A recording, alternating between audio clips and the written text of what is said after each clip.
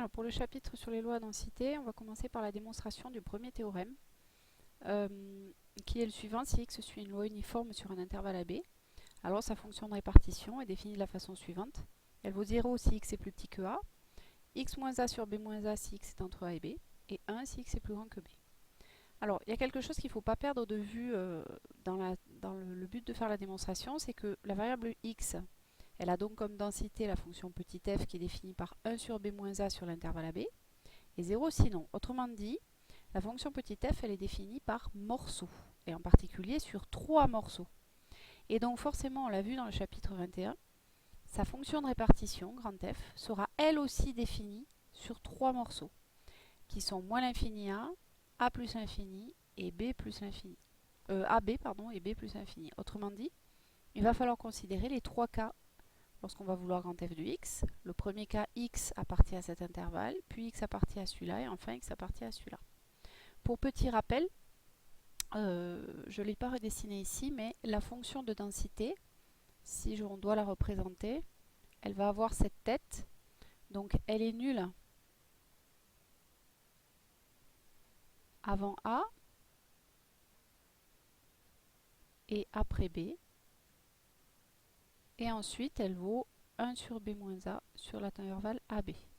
Alors le 1 sur B moins A, on s'est arrangé, ici on a 1 sur B moins A, pour qu'en fait l'aire sous la courbe, qui correspond à l'aire du rectangle, elle soit égale à 1. Donc il fallait un rectangle de côté A moins B, et donc de hauteur, si on veut, 1 sur B moins A. Donc ça c'est petit f, pour que je l'écrive, ça c'est la courbe de petit f. Bien, donc on va essayer de trouver grand f de x, c'est fort de ce que je disais avant. Donc on va considérer 3 cas. Le premier cas, c'est si x est plus petit que a.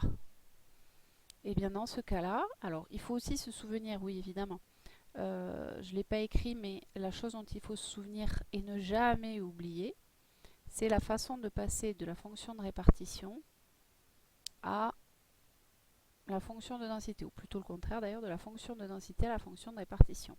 Ça, évidemment, il ne faut pas l'oublier. La fonction de répartition, grand F de petit x, c'est la probabilité que grand x soit inférieur ou égal à petit x, je vous le rappelle. Et donc, c'est bien égal à, enfin c'est égal, on l'a démontré, on l'a vu, à l'intégrale de moins l'infini à x, c'est une définition, pardon, de petit f de t dt. Bon, donc on prend petit x plus petit que a. Dans ces cas-là, que vaut grand f de x? Grand f de x, c'est l'intégrale de moins l'infini à petit x de f de t dt. Seulement comme x est plus petit que a, eh bien on est ici sur l'intervalle x plus petit que on est sur l'intervalle pardon ici où petit x est en dehors de l'intervalle AB. Donc petit f elle vaut 0.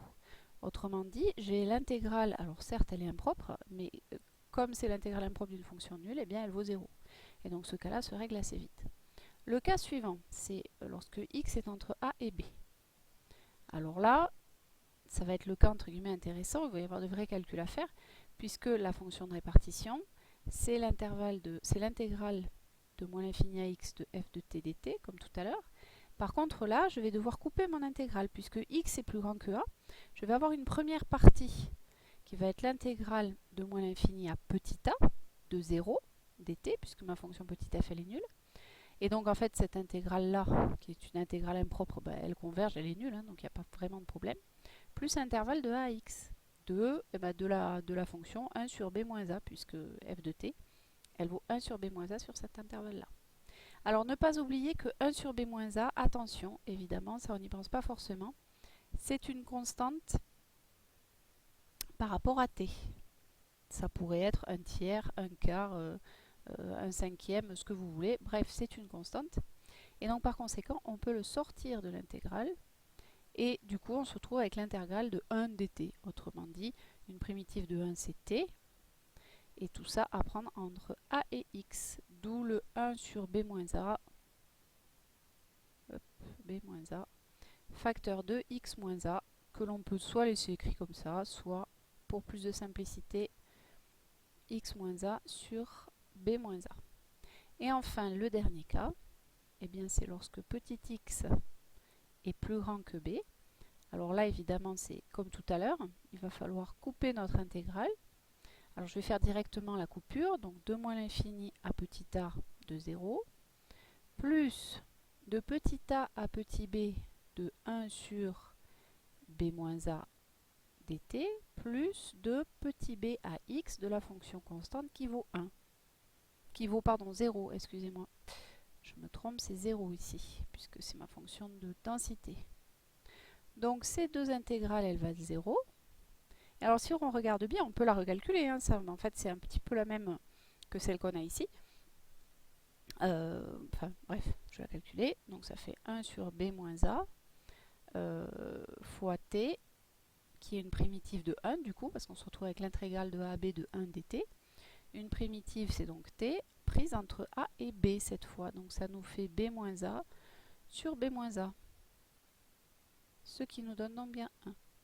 Et autrement dit, eh ben, je ne le réécris pas, mais donc en conclusion, notre fonction de répartition, ce qu'il fallait démontrer, c'est bien l'expression qu'on a trouvée ici. Voilà. Et alors surtout, ne pas oublier la démarche, parce que ça sert pour toutes les lois à densité.